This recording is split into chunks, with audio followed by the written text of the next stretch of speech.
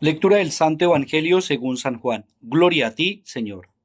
Se acercaba la Pascua de los judíos y Jesús subió a Jerusalén y encontró en el templo a los vendedores de bueyes, ovejas y palomas y a los cambistas sentados, y haciendo un azote de cordeles, los echó a todos del templo, ovejas y bueyes, y a los cambistas les esparció las monedas y les volcó las mesas, y a los que vendían palomas les dijo: quiten esto de aquí, no conviertan en un mercado la casa de mi Padre. Sus discípulos se acordaron de lo que está escrito: el celo de tu casa me devora. Entonces intervinieron los judíos y le preguntaron: ¿qué signo nos muestras para obrar así? Jesús les contestó: destruyan este templo y en 3 días lo levantaré. Los judíos replicaron: 46 años ha costado construir este templo, ¿y tú lo vas a levantar en 3 días? Pero él hablaba del templo de su cuerpo. Y cuando resucitó entre los muertos, los discípulos se acordaron de lo que había dicho y dieron fe a la escritura y a la palabra que había dicho Jesús. Mientras estaba en Jerusalén por las fiestas de Pascua, muchos creyeron en su nombre, viendo los signos que hacía. Pero Jesús no se confiaba con ellos porque los conocía a todos y no necesitaba el testimonio de nadie sobre un hombre, porque él sabía lo que hay dentro de cada hombre. Palabra del Señor. Gloria a ti, Señor Jesús.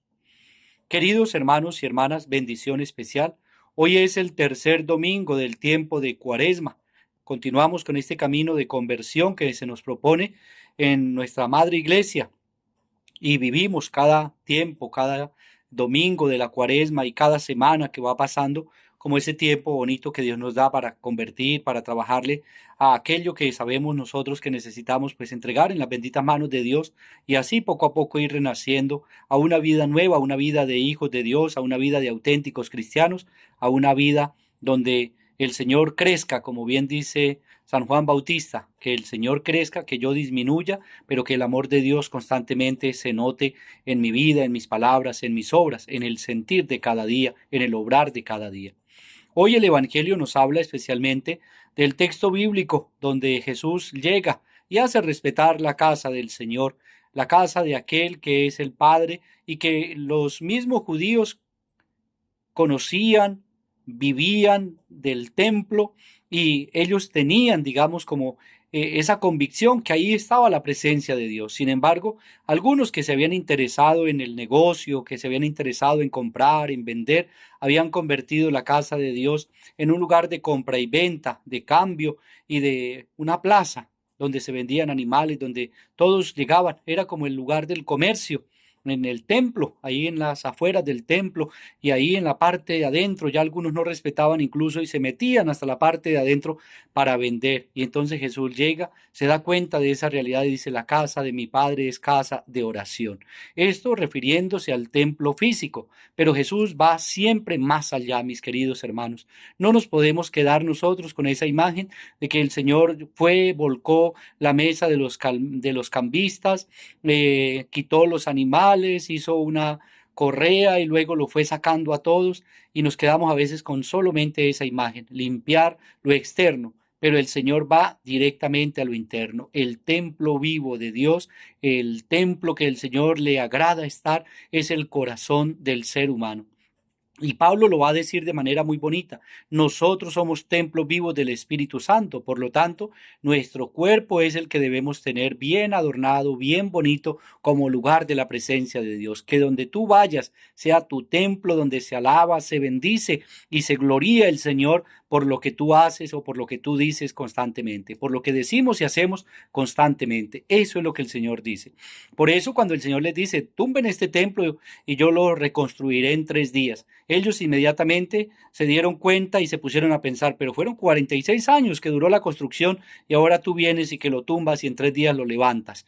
Y el Señor dice, o más bien el apóstol Juan dice, él se refería al templo de su cuerpo, el que iba a morir y luego al tercer día iba a resucitar, porque Jesús es templo del Espíritu de Dios que habita en él. Jesús es Dios, Padre, Hijo, Espíritu Santo, y por eso él dice: tumben este templo, derríbenlo y en 3 días el Señor lo levanta.